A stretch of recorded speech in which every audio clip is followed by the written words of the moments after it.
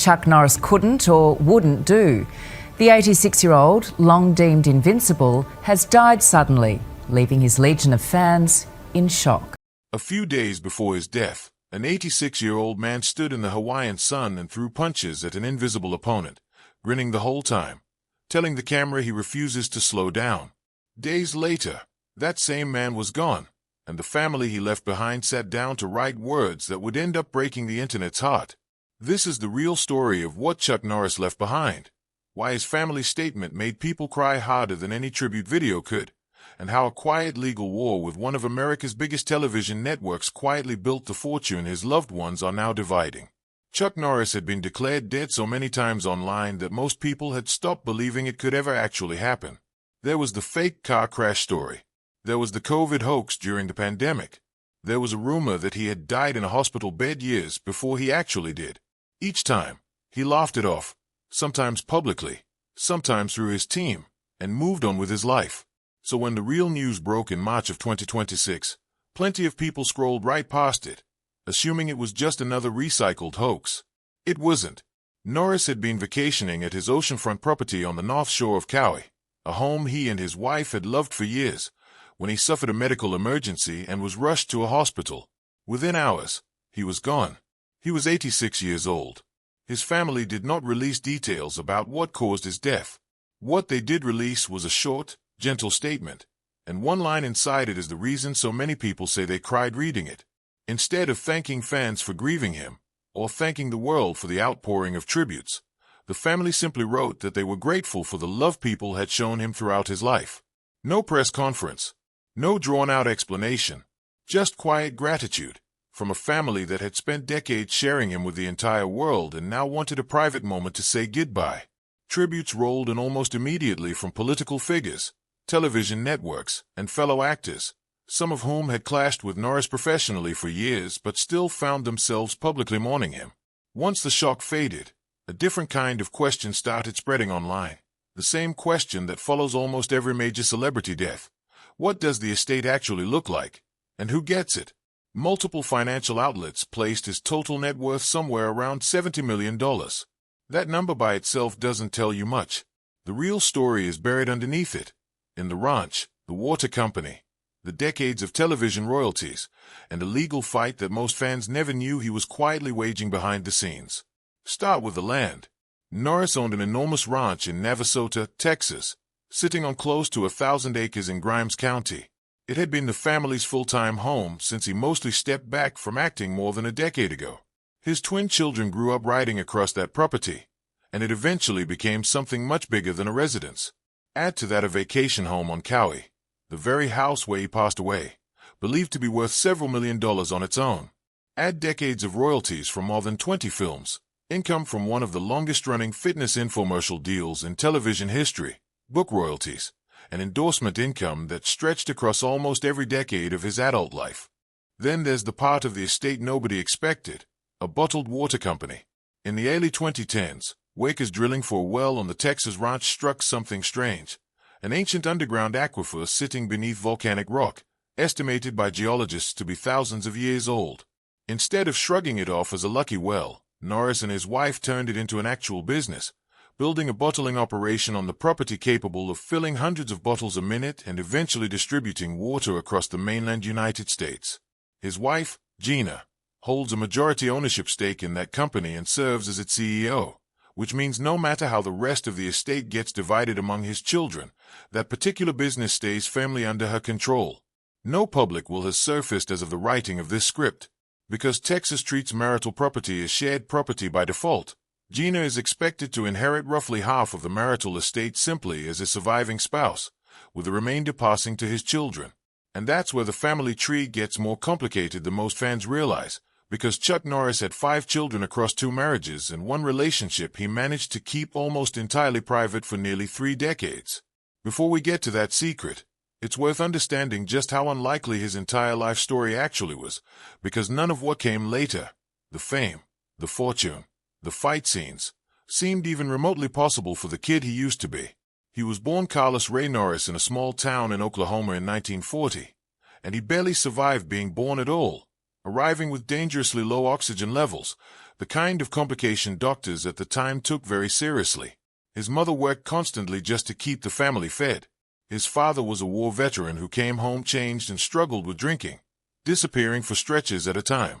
Norris later admitted that the house actually felt calmer when his father wasn't around, and tense whenever he was.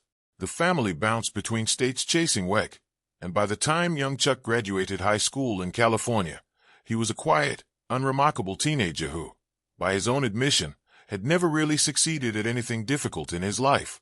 He enlisted in the Air Force right out of high school, married his high school sweetheart, and was shipped off to South Korea. It was there, almost by accident, that he wandered into a martial arts class on base and became completely obsessed. He trained for hours every single night under a Korean instructor, and within about a year he had earned his black belt. He wrote later that it was the first time in his life he had accomplished something genuinely hard on his own, and that feeling changed the entire trajectory of everything that came after. Once discharged, he opened a small karate school in his parents' backyard while waiting to hear back about a police job. That backyard school eventually grew into a chain of dozens of karate studios across Southern California, attracting celebrity students, and Norris became a multiple-time national karate champion. Then came the night that changed everything. At a karate tournament in New York, a young martial artist and rising actor named Bruce Lee noticed Norris competing and sought him out afterward. The two trained together for years, sparring, debating philosophy, pushing each other to improve. When Lee later needed a physically intimidating opponent for the climactic fight scene of one of his films, shot at a famous ancient landmark in Rome, he called Norris personally. The film was made on what would now be considered a shoestring budget, and went on to earn well over 100 times that amount worldwide. Norris became internationally recognizable for losing a fight on screen to the man he considered the greatest martial artist who ever lived.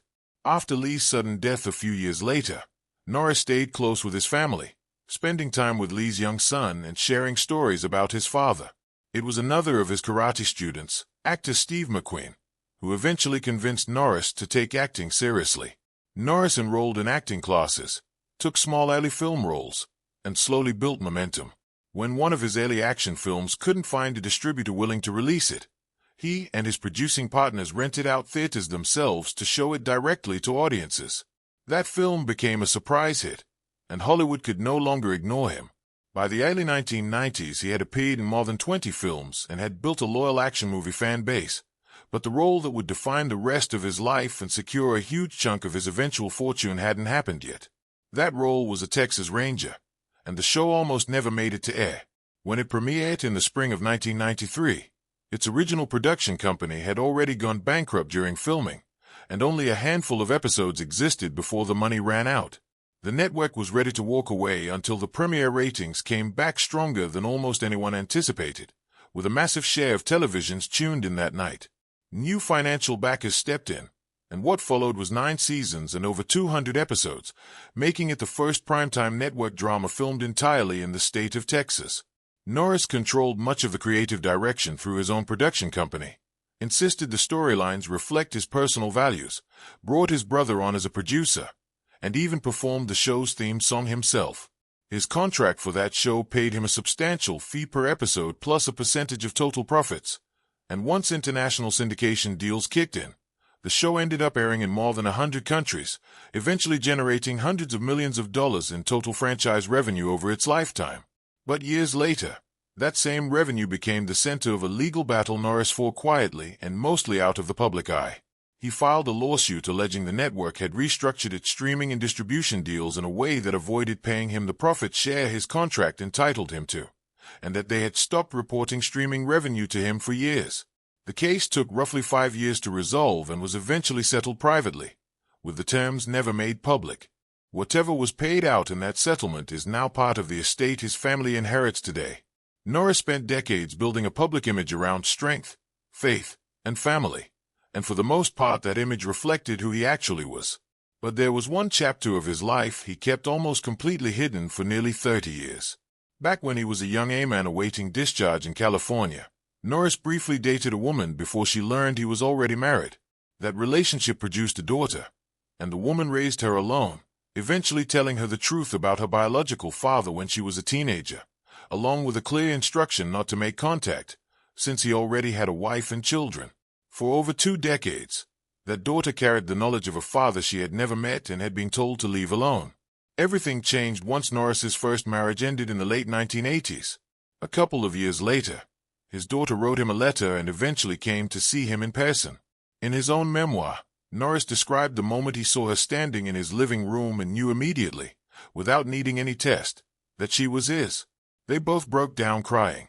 He later wrote a line about the experience that became one of the most quoted things he ever said outside of a movie set, essentially arguing that while there might be people who make mistakes as parents, there is no such thing as a child who doesn't deserve to be claimed. She was fully welcomed into the family from that point on, and years later she even appeared alongside him in a family vacation photo taken on the same Hawaiian island where he would eventually pass away. In total, Norris had 5 children across 2 marriages and that one earlier relationship. One son became a filmmaker with a focus on faith-based projects. Another became a respected stunt coordinator in the film industry and even won a national racing championship. His youngest 2 children, twins, grew up on the Texas ranch and are now adults. And his daughter from that early relationship proved that the man behind the legend was far more complicated and far more human than any highlight reel or internet meme ever suggested. There's one more story buried in his final years that explains a lot about the man he became by the end of his life, and it has almost nothing to do with martial arts. Back in 2012, his wife Gina underwent a series of medical scans that involved an injection of a contrast agent, a substance that is supposed to pass through the body harmlessly within hours. In her case, something went wrong. She described feeling like her entire body was on fire within hours of the injection, and she ended up in the emergency room multiple nights in a row as her symptoms escalated into burning pain, tremors, kidney problems, and severe muscle deterioration. Doctors tested her for a long list of serious conditions and came up empty every time. She eventually concluded, through her own research, that the contrast agent had never actually left her body the way it was supposed to, and when her medical team dismissed the idea, she told them plainly that she believed she had been poisoned and that they needed to act. Norris later said he watched his wife slipping away and refused to accept it. He arranged a private flight and medical transport to take her across the country for an alternative treatment approach, slept on the couch beside her hospital bed for months, read to her constantly, and eventually flew her overseas for additional treatment. He told interviewers he had essentially stepped away from his acting career to keep her alive. Testing eventually confirmed that her levels of the contrast substance were far higher than they should have been. The couple went on to file a lawsuit against multiple pharmaceutical companies and both testified before a federal advisory panel, testimony that contributed to new warning labels being added to that category of medical contrast agents, along with regulatory action overseas. Their lawsuit was eventually dropped without a settlement, but the public attention it generated arguably changed medical practice for other patients going forward. The financial cost of saving his wife's life over those years reportedly ran into the millions, almost entirely paid out of their own pocket. Long before the ranch or the water company existed, Norris had already proven he understood how to turn a personal passion into a lasting business. The fitness infomercial deal he built with a home exercise machine ran for almost 30 years and aired in dozens of countries, eventually selling millions of units and becoming one of the longest-running celebrity fitness partnerships ever put on television. His longtime infomercial co-star publicly credited him after his death with being the one who originally brought her onto the project, calling the experience one of the things she was most grateful for in her career. That single partnership alone quietly generated income for Norris for nearly 3 decades, running in the background of his life even while his film and television career went through its own ups and downs. He also built something away from cameras entirely that he reportedly considered more meaningful than any of his on-screen work. In 1990, with backing from a sitting U.S. president at the time, Norris launched a martial arts-based youth program aimed at teaching discipline and confidence to at-risk students in Texas public schools. Over the following decades, that program expanded into dozens of schools and reached well over 100,000 young people. Norris spoke about it in interviews as the project he was proudest of, more than any movie role or fight scene, because it wasn't about entertaining an audience. It was about giving teenagers a version of the same thing martial arts had once given him, proof that they were capable of doing something difficult.